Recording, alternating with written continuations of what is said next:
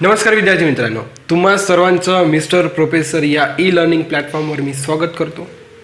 Okay, in the last lecture आपण अत्यंत important topic discuss केला आहे. त्याच्यावर आपण एक प्रिव्हियस इयरचा क्वेश्चन पण बघितला आहे. प्रिव्हियस इयरवर क्वेश्चन आलेला आहे म्हणजे तो टॉपिक इम्पॉर्टंटच आहे. ओके, बघा त्या क्लॉकमध्ये मी अत्यंत तुम्हाला चांगल्या पद्धतीने डायग्रामॅटिकली समजून सांगण्याचा प्रयत्न केला. ओके, आवर हँड आणि सेकंड हँड आणि मिनिट हँडसाठी मी तुम्हाला वेगवेगळे इंक वापरले समजण्यासाठी. ओके, तर त्यावर चांगली प्रॅक्टिस करा. आणि जेव्हा अँगल बिटवीन आपण फाइंड आउट करतो आवर हँडमध्ये आणि मिनिट हँडमध्ये, तर ते जे मी सांगितलेल्या गोष्टी आहे. ओके, मिनिट हँड तर कधीच चेंज होत नाही, पण आवर हँड काय होते, मागे किंवा पुढे जाण्याची शक्यता राहते.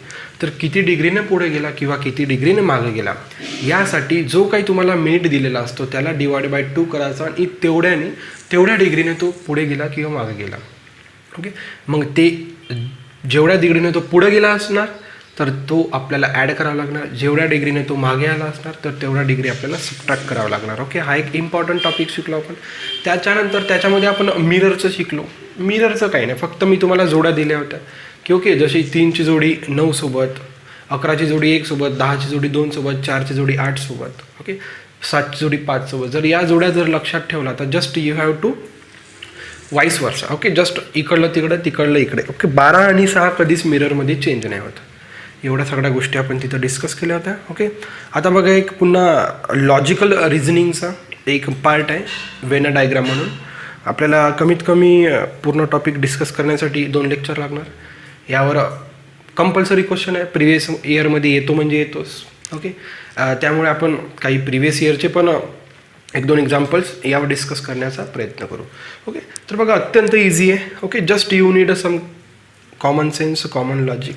ओके, तर बघा आपल्या आजच्या या लेक्चरचं नाव आहे बाबा वेन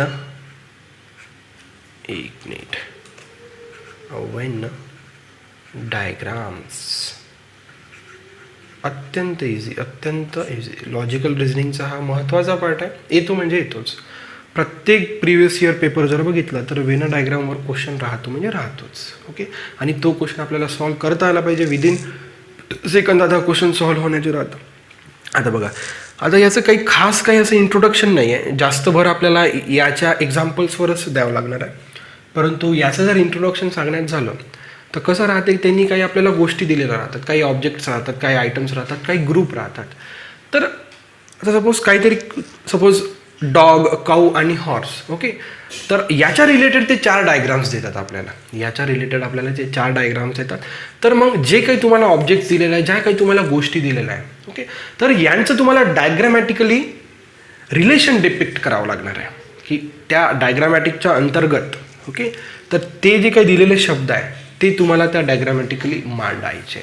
ओके, आणि याचा दुसरा भाग म्हणजे जो आपण सेकंड लेक्चरमध्ये डिस्कस करणार आहोत. ओके, डायग्रामॅटिक्समध्ये आपल्याला मॅथमॅटिकल काही दिलेले राहतात, तर ते मॅथमॅटिकल्स आपल्याला फाइंड आउट करावं लागतं. ओके, म्हणजे लॉजिकल रिझनिंग आहे, याच्यात थोडंसं मॅथमॅटिक्स पण आलं आहे. ओके, म्हणजे मॅथमॅटिकल क्वेश्चन्स पण तुम्हाला डायग्रामॅटिकल सॉल्व करायचे अत्यंत इझी राहतात, काहीच नाही राहत. फक्त एकदा का तुम्हाला डायग्राम व्यवस्थित समजलं आहे. ओके, त्यामुळे मी जे काय आता इंट्रोडक्शन घेणार आहे त्या इंट्रोडक्शनवर लक्ष द्या. ओके, त्यानंतर मग आपण जेव्हा एक्झाम्पल सुरू करू तेव्हा त्यामध्ये प्रिव्हियस इयरचं एक्झाम्पल बघू. याच्यात 2 पार्ट बनतात. ओके, एक सरळ राहतात, म्हणजे एक क्वेश्चन याच्यावर असा राहतो, जस्ट ते मी जसं म्हटलं आहे की काही गोष्टी दिलेल्या राहतात, 3 ते 4 गोष्टी दिलेल्या राहतात आणि त्या संबंधित एक डायग्राम राहते, 4 डायग्राम्स राहतात. तर तुम्हाला त्या संबंधित एक 4 डायग्राम निवडायचे राहायचे. ओके, आणि दुसरा क्वेश्चन यावर असा राहतो की त्या डायग्राम्समध्ये मॅथमॅटिकल डिजिट्स राहतात किंवा वर्ड राहतात किंवा फंक्शन्स राहतात, तर त्याचा एक क्वेश्चन फॉर्म होतो. तर असे 2 क्वेश्चन यामध्ये फॉर्म होतात. ओके, तर बघा आपण इंट्रोडक्शन सुरू करूया की गोष्टी कशा राहतात. बघा इंट्रोडक्शन. ओके, तर बघा इंट्रोडक्शनमध्ये आपण पहिलं घेऊया आता. ओके, असं जवळजवळ म्हणजे 5 ते 8 प्रकार राहण्याची शक्यता आहे. ओके, जवळजवळ म्हणजे या डायग्रामचे 8 प्रकार राहण्याची शक्यता आहे. या 8 प्रकारमधनंच तुम्हाला एक एक्झाम्पल प्रिव्हियस इयरमध्ये पण आहे आणि तुम्हाला येणाऱ्या पेपरमध्ये राहणार आहे. जे काही मी आता 8 प्रकार शिकवणार आहे या इंट्रोडक्शनमध्ये, यापैकी एक एक्झाम्पल तुम्हाला 101% तिथे राहणार म्हणजे राहणार. ओके, आता बघा बेटा, पहिलं इफ ऑल द वर्ड्स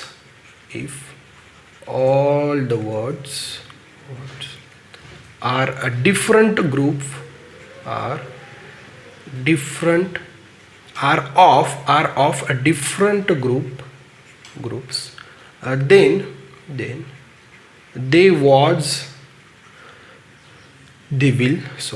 कसं येणार बाबा, they will be shown by the diagram okay as follows. okay तर बघा, dog, after that cow and horse. आता बघा हे जे काही तिन्ही शब्द आहे, पहिला शब्द, दुसरा शब्द आणि तिसरा शब्द, डिफरंट ग्रुप आहे.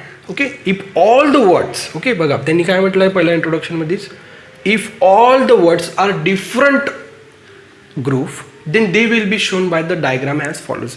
आता यासाठी कशी डायग्राम राहू शकते बघा, डॉग एक स्पेशल ग्रुप आहे, तर डॉगचं आता बघा बेटा, वेना डायग्राम आपण जेव्हा काढतो ना, एकतर आपण सर्कलने रिप्रेझेंट करतो, अदरवाईज स्क्वेअर.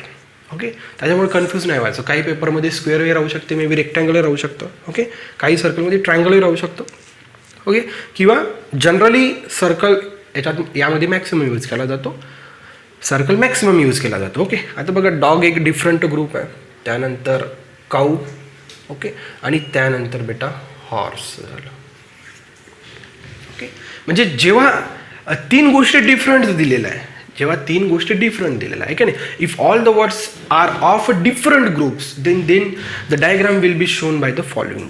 ओके, म्हणजे डॉग हा एक वेगळा, त्याचं एक प्राणीच, त्याची एक जमात वेगळी झाली, काऊची अलग झाली, एक हॉर्सची वेगळी जमात झाली.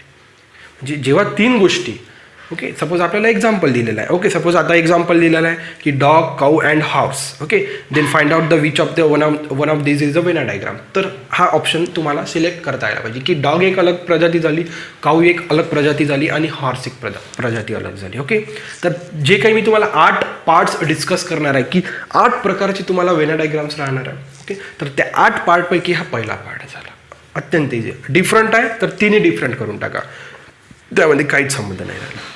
इथं लक्षात बघा. सेकंडली आता बघा बेटा, अत्यंत महत्त्वाचा हा इंट्रोडक्शन, म्हणजे जवळजवळ 20 ते 25 मिनिट, अर्धा लेक्चर चालला तरी चालतो आपल्याला, परंतु या 8 प्रकारावरच तुम्ही जे काही एक्झाम्पल शिकणार आहे, या 8 प्रकारावरच राहणार आहे. ओके, आता बघा सेकंड प्रकार. Okay, if few words to a common group, common group, ठीक आहे, काही हरकत नाही.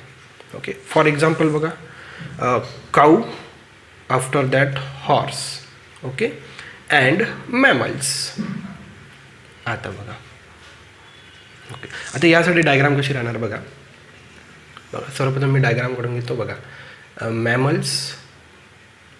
मॅमल्स, ओके, काऊ पण मॅमल्स आहे आणि हॉर्स पण मॅमल्स आहे. बघा यासाठी डायग्राम बघा कशी झाली. बघा काय म्हटलं, सेकंड प्रकार काय होता, if a few words to common group. इथे कॉमन ग्रुप काय झाला हो, मॅमल. कॉमन ग्रुप काय झाला म्हणजे मॅमल अंतर्गत दोन्ही येतात. ओके, काऊ पण येतात आणि हॉर्स पण येतात. इथं लक्षात बेटा, कॉमन काय होतं इथे, मॅमल. ओके, कॉमन काय होता, मॅमल्सच्या अंतर्गत. ओके, जे काही त्यांनी 2 वर्ड दिले होते आपल्याला, कोणते 2 वर्ड दिले होते, काऊ आणि horse.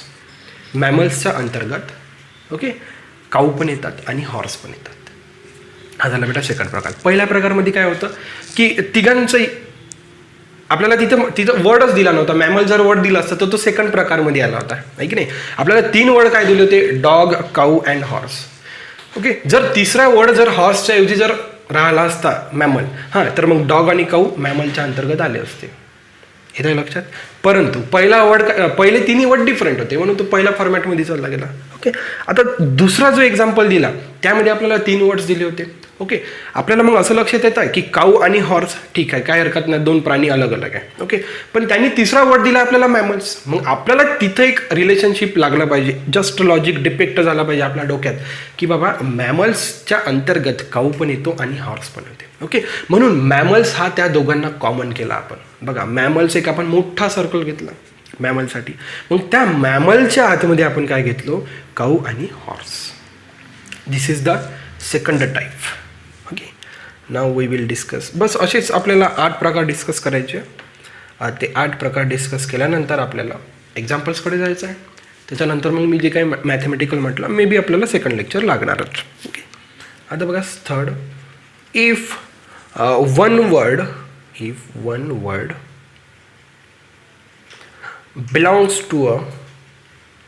belongs to a second group that further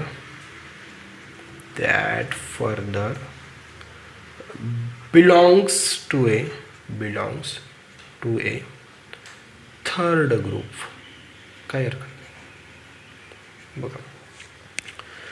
okay, for example बघा, काऊ, ओके, कॉमा आणि mammals.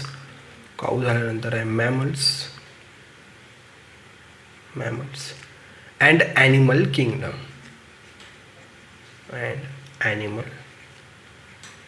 Kingdom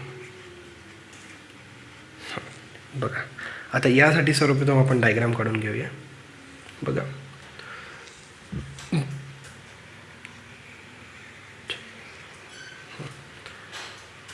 animal kingdom. Okay, त्यानंतर या ॲनिमल किंगडममध्ये येतात मॅमल्स. ओके, आणि या मॅमल्समध्ये येते आता बाबा काय येणार रे, काऊ.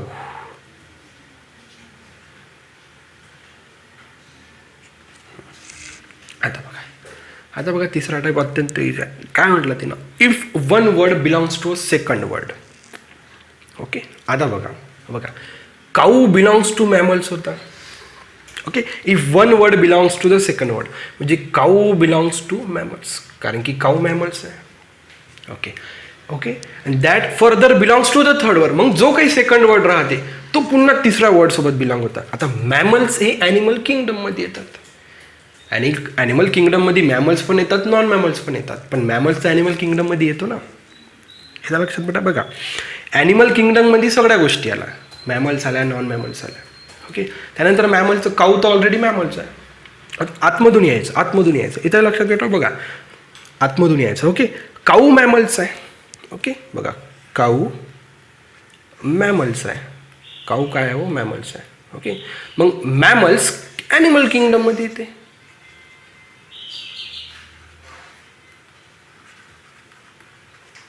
इथं लक्षात. ओके, आपण कसं आलो, आतमधून बाहेर आलो ना, की वरून आपल्याला म्हणजे आउटर टू इनर नाही जाता येत, पण इनर टू आउटर आपल्याला एकदम इझिली येता येतं.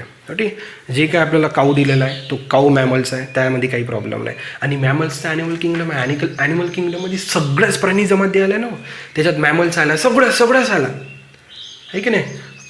ओके, जे म्हणजे मांसाहारी प्राणी आले, ओके, व्हेजिटेरियन, नॉन व्हेजिटेरियन सगळं झालं ना त्याच्यात. ॲनिमल किंगडम म्हणजे सगळंच, मॅमल्स, काऊ, सगळंच. ओके, म्हणजे one is belong to second and second is belong to third, असं जेव्हा रिलेशन राहते. ओके, असं जेव्हा त्यांनी आपल्याला 3 शब्दामध्ये रिलेशन देते, तर तुम्हाला अशा प्रकारची डायग्राम काढावी लागते. म्हणजे जर एक्झाम्पल आपला पेपरमध्ये आला तर या 8 पैकीच येणार. मी बघा 10 वेळा म्हणत आहे 8 पैकी येणार म्हणजे येणारच, ह्याच्या पलीकडे राहतच नाही. ओके, तर हा होता बेटा. Okay, if one belongs to second and second belongs to third. इथे काय होतं, cow belongs to mammals and mammal belongs to the animal kingdom.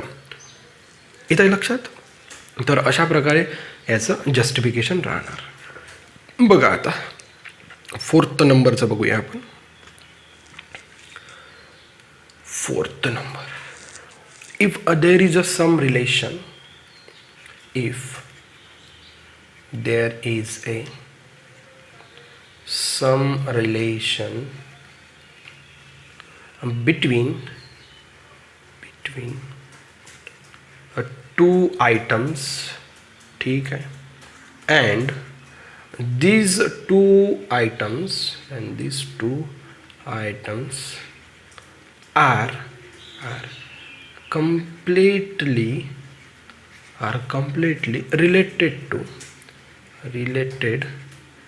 to a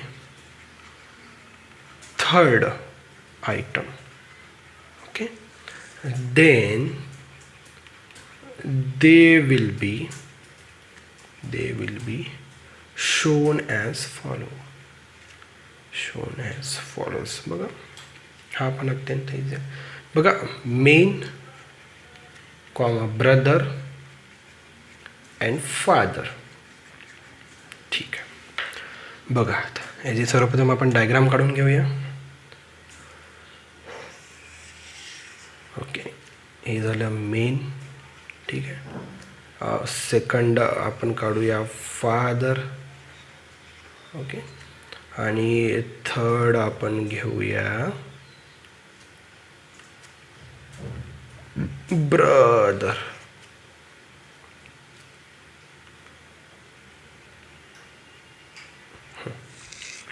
बघा बेटा, लक्षात येत आहे का? यायलाच पाहिजे, एकदम अतिशय इझी आहे. बघा, if there is a some relation between the two items. आता बघा, ब्रदर आणि फादरमध्ये काहीतरी रिलेशन आहे. कसं रिलेशन आहे?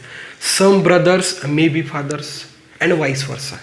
सम fathers may be brothers. Okay, काही फादर्स ब्रदर राहू शकतात, काही फादर्स ब्रदर राहू शकतात, आणि काही ब्रदर्स फादर राहू शकतात. Vice versa is possible.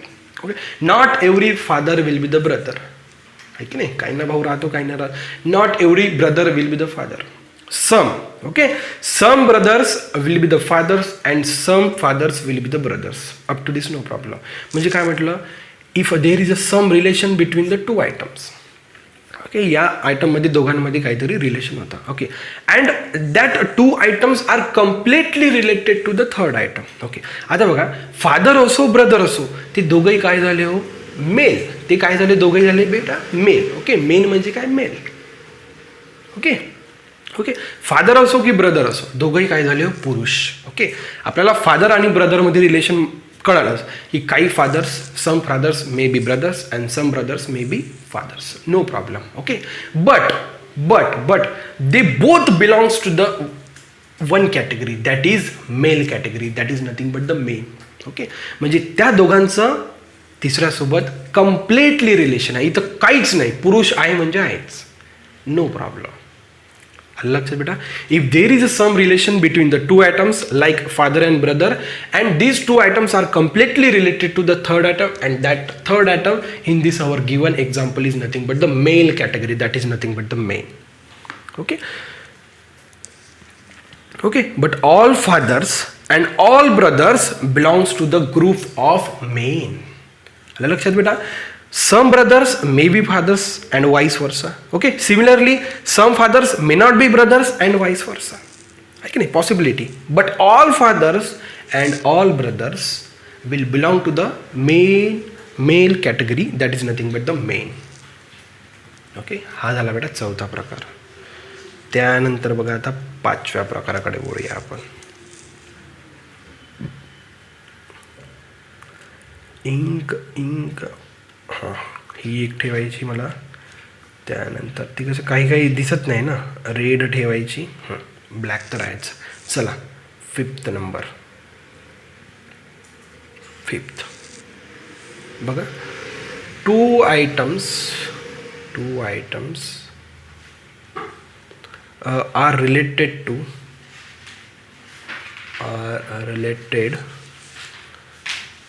To a third item to some extent, but not completely,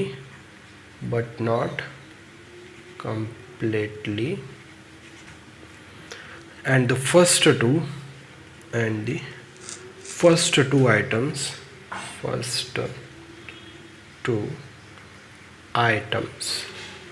are totally different. ठीक आहे, काही हरकत नाही. बघा, students, secondly comma boys and third is nothing but the girls. बघा, तर आता या तीन आयटमसाठी कशी डायग्राम राहायला पाहिजे बघा. काढतो मी सर्वप्रथम. This is a students. Okay, after that this is girls, and after that this is nothing but boys. बघा आता बघा अत्यंत इझी बघा काय म्हटलं, 2 items are related to the third. आता इथं 2 आयटम कोणते आहे, पहिला आयटम बॉय आणि second item okay girls. Okay, these 2 items are related to the third item to some extent. Okay, येतं लक्षात, टू सम एक्सटेंट म्हणजे पूर्णपणे नाही. Okay, but not completely. Some extent म्हणजे ओके, सम एक्सटेंट म्हणजे काही प्रमाणात, बट नॉट कम्प्लिटली.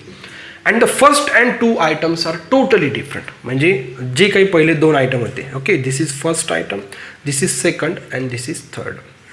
ओके, बघा 2 items are related to the third म्हणजे first and second is related to the third. Okay, म्हणजे boys and girls are related to the students. Okay, but some extent, not completely. Okay, and the first and second are totally different. Boys आणि girls हे totally different आहे, त्यांचं काही mix up केलंच नाही आपण, त्यांचं कॉम्बिनेशन दाखवलं का नाही.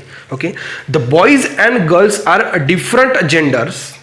Okay, while some boys may be students. प्रत्येक मुलगा स्टुडंट राहू शकतो का नाही, काही मुलं शिकू शकतात, काही मुलं नाही शिकू शकतात. Okay, and similarly among girls some may be students. आहे लक्षात बेटा, म्हणून म्हटलं त्यांनी सम एक्सटेंट हा शब्द का वापरला, काही प्रमाणात. Not every boy will be the student, not every girl will be the student. येतं लक्षात बेटा, यायलाच पाहिजे. Okay, not every girl will be the student, not every boy will be the student. Okay, म्हणजे 2 आयटम वेगळेच राहिले. Okay, का बरं, the boys and girls are different genders. Okay, while some boys may be students. Okay, बघा boys and girls are different genders म्हणजे या दोघांचा मेळ कुठंच नाही. बघा तुम्हाला ब्लू इंकमध्ये बॉईज दिसत आहे, रेड इंकमध्ये गर्ल दिसत आहे, या दोघांचं मी कॉम्बिनेशन कुठंच नाही दाखवलं, कारण की दोघांचे जेंडर्सच वेगळे आहे. But while some boys may be students, काही मुलं स्टुडंट्स राहू शकतात. Okay, similarly among girls some girls may be the students.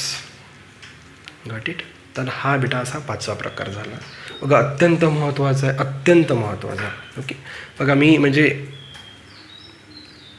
Completely सांगण्याचा प्रयत्नच केला. बरं, सम एक्सटेंट म्हणजे काही प्रमाणात, not completely. Okay, 2 items totally different राहतात. ओके, ते 2 आयटम्स एका थर्ड आयटम सोबत सम एक्सटेंट सोबत कंबाईन राहतात, not completely. Got it. Now we will move to the 6th combination.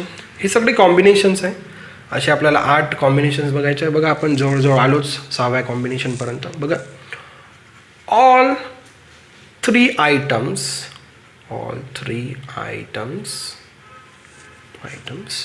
R related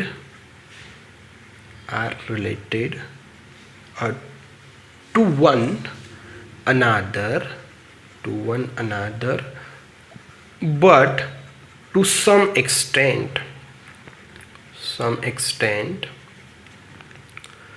and not completely.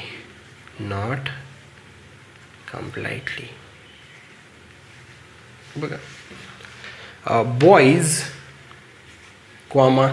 students आणि athletes. ठीक आहे. बघा मी डायग्राम काढतो. Boys, these are the boys, okay, and these are the students, okay, and these are the athletes. बघा आता बघा all 3 items are related to one another but to some extent. Okay, तिन्ही item दिलेले 3 item एकमेकांसोबत related राहतात म्हणजे राहतात, but not completely. Okay, some extent. Okay, कारण की बघा some boys may be student, some boys may be athletes. Okay, some students may be boys, some students may be athletes, some athletes may be students, some athletes may be boys, not completely. Not every boy will be the student, not every boy will be the athletes. प्रत्येक मुलगा student किंवा athlete राहू शकतो का? नाही. Not every student will be the boy. का बरं? कारण की एव्हरी स्टुडंट बॉयजच राहतो का, गर्ल नाही राहत का? Okay, not every student will be the athletes. प्रत्येक विद्यार्थी ॲथलीट्स थोडं राहू शकतो. Okay, and not every athletes will be the boys. का बरं? ॲथलीट्समध्ये गर्ल्स पण येतात. And not every athletes will be the student. Okay, काही ॲथलीट्स शिकतात, काही ॲथलीट्स नाही शिकतात. ओके, कळत आहे बेटा. Some boys may be student and vice versa. Okay, some boys may be student and some students may be boys, but some extent तोच वापरलाय. ओके, after that some boys may be athletes, okay, and some athletes may be boys but not completely. Okay, after that third, some students may be athletes, okay, and some athletes may be student. Partial आहे, पूर्णपणे नाही आहे. कशी आहे? Partial आहे. Okay, काही मुलं student राहू शकतात, काही मुलं ॲथलीट्स राहू शकतात, काही स्टुडंट बॉईज राहू शकतात, काही students athletes, and some athletes may be student, some boys. Okay, but not completely. Okay, बघा तिन्ही बेटा रिलेटेड आहे, बॉईज, स्टुडंट अँड ॲथलीट्स, परंतु कसे आहे रे? पार्शियली, सम एक्सटेंट, काही ओके, काही मर्यादा आहे त्यांना. Okay, not completely. तर हा झाला बेटा आपला 6वा प्रकार. बघा आता फक्त 2 प्रकार राहिले, ते पण बघून घेऊया. तर बघा विद्यार्थी मित्रांनो, आता इंट्रोडक्शनमधला 7वा आणि लास्ट 2, 7वा आणि 8वा राहिला. बघा, two items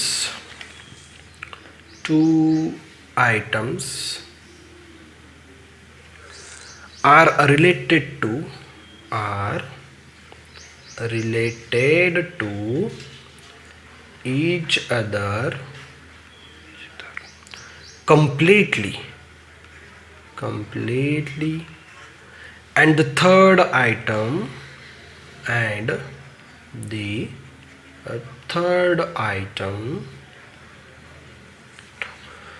is entirely different,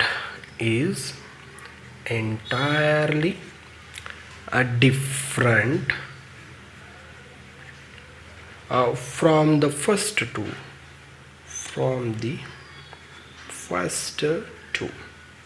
For example, lions, carnivorous, okay, and cows. Third आहे बाबा काऊज. ठीक आहे, बघा lions are carnivorous. Lions are carnivorous, मांसाहारी. कार्निवरस म्हणजे काय हो? मांसाहारी. आता बघा, आता असं तुम्ही सिंह पाहिला का जो मांस खात नाही? शक्य आहे का बेटा? ओके, बघा त्यांनी काय म्हटलं की 2 items are related to each other completely. कशी रिलेटेड आहे? कम्प्लिटली. बघा, म्हणून आपण ऑल लायन्स आर कार्निवरस, तिथं शंकाच नाही राहिली की some lions are carnivorous and some lions are herbivorous. मांसाहारीच आहे की नाही बेटा? प्रत्येक लॉयन हा कसा राहतो रे? मांसाहारी. म्हणजे ऑल लायन्स म्हणजे पूर्ण लायन्स हे कार्निवरस आहे. ओके, म्हणजे पहिला जो होता लायन हा कार्निवरस सोबत बेटा कसा होता? Related completely. ओके, आणि third item is entirely different. आता काऊ, ओके, काऊ, लॉयन, कार्निवरस याच्याशी काहीच संबंध नाही. ओके, म्हणून बेटा काऊ एक याची अलगच प्रजाती आहे. याचं कार्निवरस सोबत काहीच संबंध नाही, लॉयनच्या प्रजातीसोबत पण काही संबंध नाही आहे. ओके, तर हा झाला बेटा 7वा फॉर्म. आलं लक्षात? 2 items are related completely to each other. Okay, all lions are carnivorous. Okay, इथं तुम्हाला काहीच प्रॉब्लेम यायला नको. आणि जो काही थर्ड आयटम दिलेला राहतो तो कम्प्लिटली या दोघांपासून काय राहतो रे? दोघां शब्दांपासून राहतो डिफरंट, म्हणजे त्याचं काही घेणं देणंच राहत नाही. तर हा झाला 7वा प्रकार वेन डायग्रामचा. ओके, आता एक लास्ट प्रकार येतो. ओके, त्यानंतर मग आपण काही एक्झाम्पल्स बघूया, काही प्रिव्हियस इयरचे एक्झाम्पल्स बघूया, म्हणजे डोक्यात पक्क होऊन जाणार. बघा आता, आलं लक्षात बेटा? All lions are carnivorous but no cow is a lion or a carnivorous. Okay, म्हणजे काऊचं त्या लॉयनसोबत आणि कार्निवरस सोबत काहीच संबंध नव्हता. आता बघा, the first item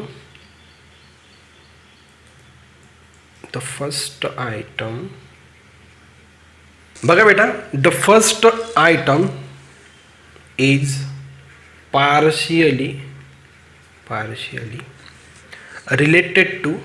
related to the second item, but the third is entirely different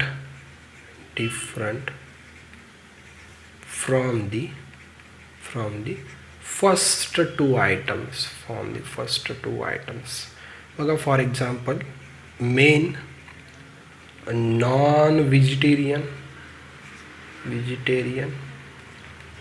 and cow. बघा this is the diagram for men. Okay, and this is diagram for non vegetarian. Okay, आणि cow इकडे अलगच राहिला. बघा बेटा इथं लक्षात बेटा बघा काय म्हटलं, the first two items is partly related. कसं आहे हो, पार्शली, नॉट कम्प्लिटली. ओके, म्हणजे some men will be the non vegetarian आहे की नाही. प्रत्येक माणूस हा नॉन व्हेजिटेरियन राहायला पाहिजे याची काही जे असं म्हणू नाही शकत ना आपण, आहे की नाही. काही माणूस, काही पुरुष लोक व्हेजिटेरियन पण लावू शकतात, काही पुरुष लोक नॉन व्हेजिटेरियन पण, म्हणून partly. Okay, first two items कसे आहे हो, पार्शली रिलेटेड आहे. कसे आहे हो, पार्शली. ओके, आणि जो काही थर्ड आहे ओके त्याला इकडं काही घेणं देणं नाही. ओके, काऊशी मेनला काही घेणं देणं नाही, आणि नॉन व्हेजिटेरियन काऊ कारण की प्युअर व्हेजिटेरियन राहते. ओके, काऊचा संबंध नॉन व्हेजिटेरियनसोबत तर येतच नाही, मेनसोबत पण काऊचा काहीच संबंध नाही येत. इथे लक्षात, म्हणजे पहिले दोन आयटम्स पार्शली रिलेटेड राहतात आणि तिसरा हा अलगच राहतो. जसं की आपण जो काही 7वा होता इंट्रोडक्शनमधला त्याच्यात कसं होतं, पहिले 2 आयटम कम्प्लिटली रिलेटेड होते. कसे होते, कम्प्लिटली. म्हणून बघा आपण all lions will be the carnivorous, म्हणून प्रत्येक हा सिंह कार्निवरस राहतो किंवा मांसाहारी राहतो, याच्यात काही शंकाच नव्हती. आणि काऊचा सिंहाशी आणि त्या कार्निवरशी काही संबंध नव्हता. ओके, आणि जो काही 8वा शिकला याच्यात कसं हो, पार्शली संबंध आहे की नाही.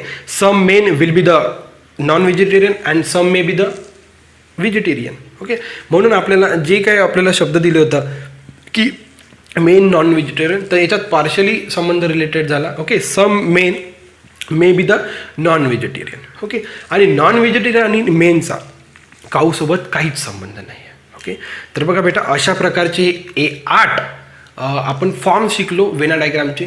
तर या 8 फॉर्मवरच 101% प्रिव्हियस इयरचे क्वेश्चन बघा, या 8 फॉर्मवरच तुम्हाला क्वेश्चन मिळणार. ओके, आता आपण काही क्वेश्चन डिस्कस करूया, प्रिव्हियस इयरचे क्वेश्चन डिस्कस करूया.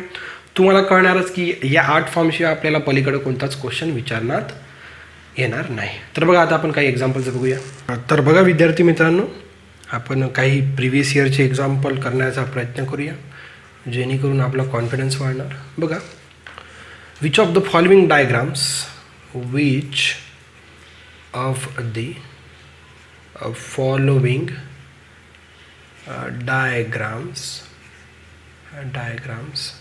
shows the correct relationship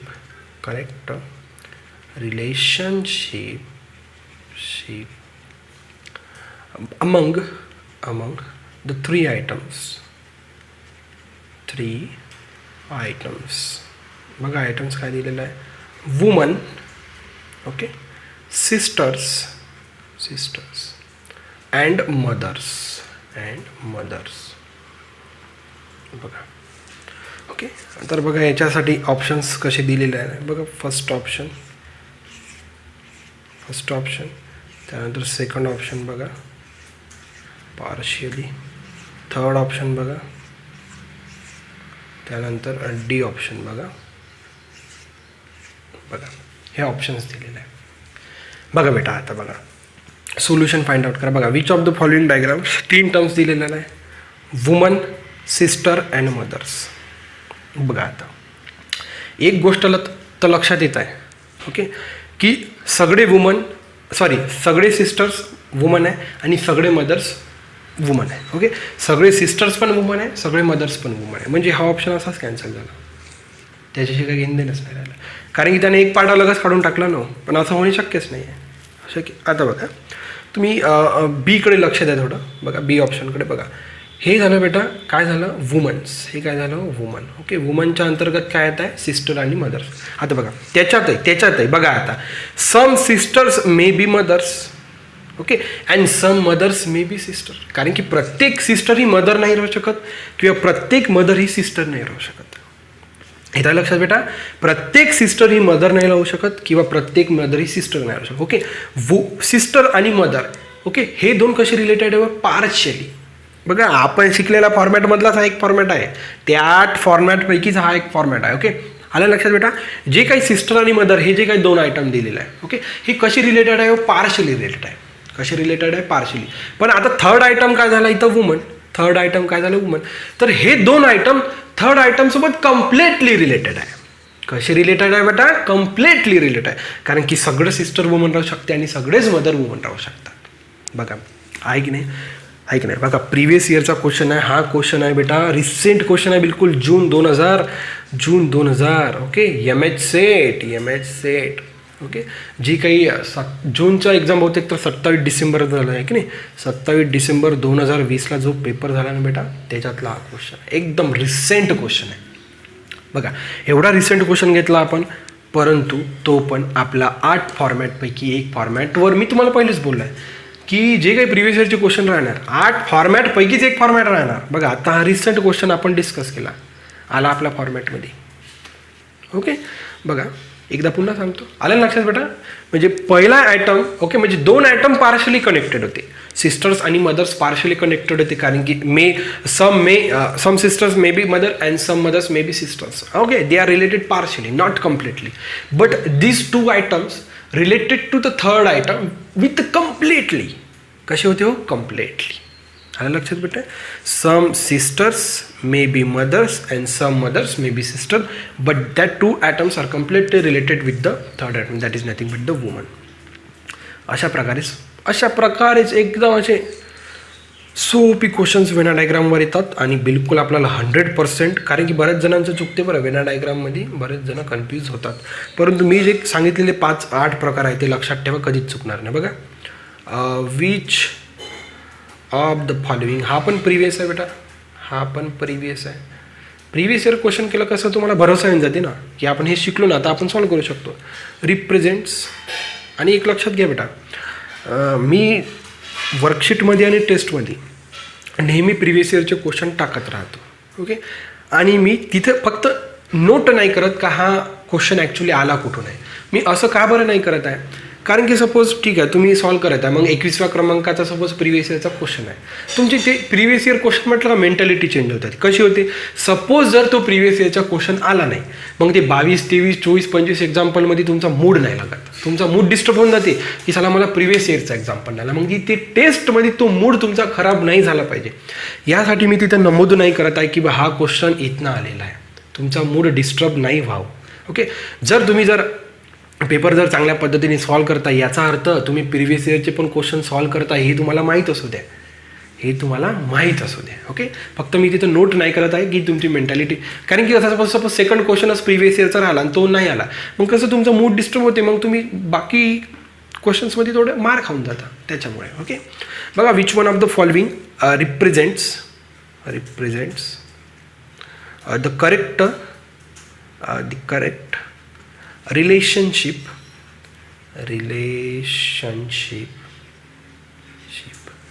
among बघा आता शब्द दिलेला आहे. Fruits comma mangoes Alfonso. Okay.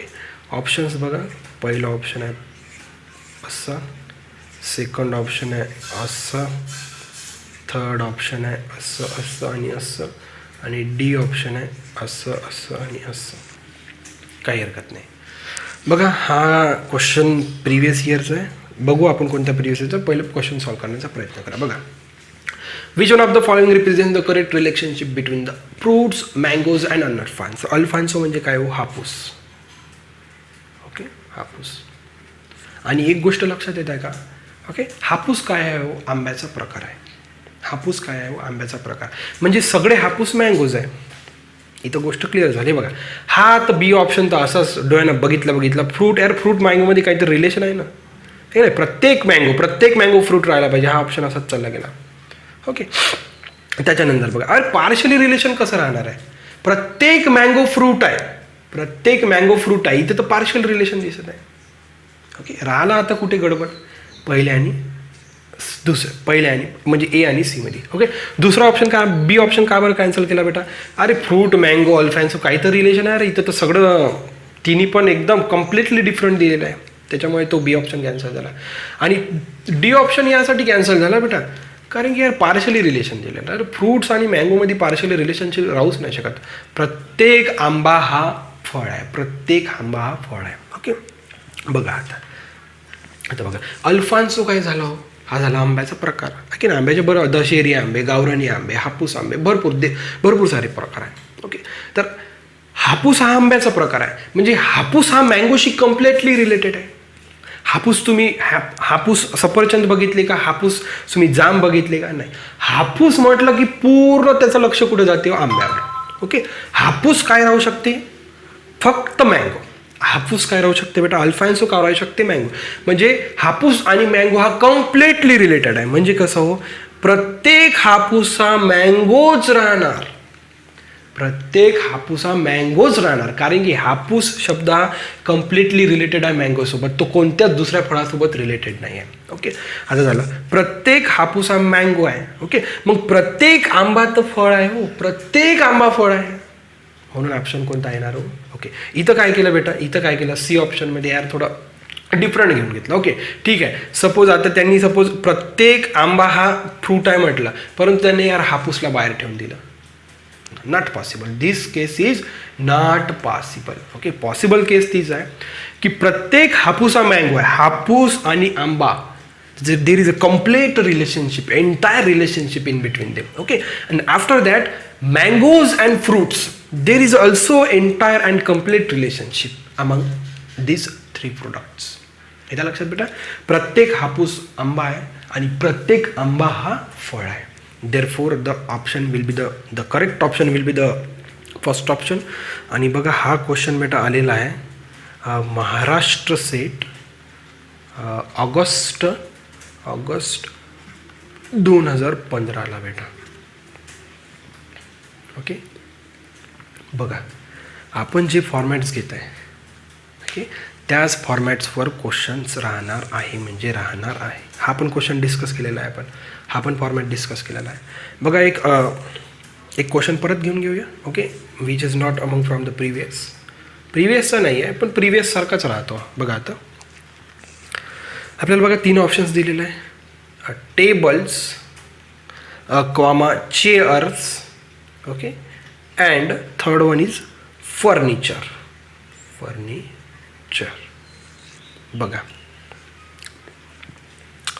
बघा ए ऑप्शन दिलेलं आहे तुम्हाला लाईक दिस, बी ऑप्शन दिलं आहे तुम्हाला पार्शियल, पार्शियल. सी ऑप्शन दिलं आहे तुम्हाला लाईक दिस, नाही असं नाही, असं आहे, त्याच्यानंतर असं आहे, आणि तिसरा याच्याशी पण रिलेटेड आहे. ठीक आहे, आणि डी ऑप्शन तुम्हाला दिलं आहे बाबा, पहिला, दुसरा आणि तिसरा अलग. ठीक आहे, बघा आता टेबल्स, चेअर्स अँड फर्निचर. एक तर गोष्ट पक्की झाली की टेबल आणि चेअर हा फर्निचर आहे. म्हणजे टेबल चेअर फर्निचरसोबत कम्प्लिटली रिलेटेड आहे. म्हणजे हा असाच डोळ्यांनीच, हे 2 ऑप्शन डोळ्यांनीच गायब झाले, की नाही. बी आणि डी डोळ्यांनीच गायब झाले. का बरं, कारण की यार टेबल आणि चेअर हे दोन्ही फर्निचर्स आहे. टेबल आणि चेअर काय, दोन्ही फर्निचर्स आहे. म्हणजे पहिला वर्ड आणि दुसरा वर्ड, टेबल आणि फर्निचर. ओके, हे 2 शब्द एंटायरली रिलेटेड आहे. हे 2 शब्द बेटा एंटायरली रिलेटेड आहे फर्निचरसोबत. आता बघा, मग आता टेबल आणि चेअरचं काय कनेक्शन राहणार, टेबल आणि चेअरचं काय कनेक्शन राहणार, पार्शियल कनेक्शन राहणार का नाही. अरे टेबल आणि चेअर दोघं एंटायरली डिफरंट आहे. अरे टेबल एक अलग गोष्ट राहिली यार, चेअर एक अलग गोष्ट राहील. आता आपण तर असं नाही म्हणू शकत ना, काही टेबल चेअर राहतात आणि काही चेअर टेबल, अरे शक्यच नाही. बघा पहिला आणि दुसरा शब्द एकमेकांसोबत कम्प्लिटली डिफरंट आहे. कसा आहे हो, कम्प्लिटली डिफरंट. म्हणून हा पण ऑप्शन काय होतं बेटा, कॅन्सल. कारण की त्याच्यात बघा मिक्सअप केलेला आहे. हे तर बाबा लक्षात, मिक्सअप केलेला आहे. ओके, टेबल एक अलग गोष्ट झाली बेटा. ओके, सपोज याला आपण टेबल म्हटलं, चेअर याला एक. ओके, टेबल आणि फर्स्ट आणि सेकंड वर्ड, टेबल आणि चेअर हे 2 शब्द, 2 आयटम कम्प्लिटली अलग झाले बेटा. हां, पण हे 2 आयटम तिसरा आयटमशी कम्प्लिटली किंवा एंटायरली रिलेटेड आहे. कशी आहे हो, entirely related. Okay, table, all tables will be the furniture and all chairs will be the furniture. That's why the option A will be the correct option. येत आहे लक्षात? यायलाच पाहिजे. ओके, तर बघा बेटा, अशा प्रकारचे एक्झाम्पल्स राहतात. प्रिव्हियस इयरचं पण आपण एक्झाम्पल डिस्कस केला. ओके, आता येणाऱ्या नेक्स्ट लेक्चरमध्ये आपण काय करू ना, की याचा जो मी काही सेकंड पार्ट म्हटला की ज्याच्यात मॅथमॅटिकल थोडं आपल्याला सॉल्व करावं लागते. ओके, तर येणाऱ्या लेक्चरमध्ये आपण 1-2 एक्झाम्पल या परत वेना डायग्रामचा जो काय आपण आत्ता फॉर्मॅट शिकला याच्यावर घेऊ 2-3 एक्झाम्पल. ओके, नंतर मग तो फॉर्मॅट डिस्कस करू की ज्याच्यात मॅथमॅटिक्स राहते. ओके, याच्यावर तुम्हाला एक 20 क्वेश्चनची वर्कशीट देणार. ओके, तर तुम्ही चांगल्या पद्धतीने सॉल्व करण्याचा प्रयत्न करा. ती वर्कशीट सॉल्व करा, म्हणजे तुमचा हा वेना डायग्रामचा 2 लेक्चरमध्ये कॉन्सेप्ट पूर्ण क्लिअर होऊन जाणार. So thank you for watching. See in the next video.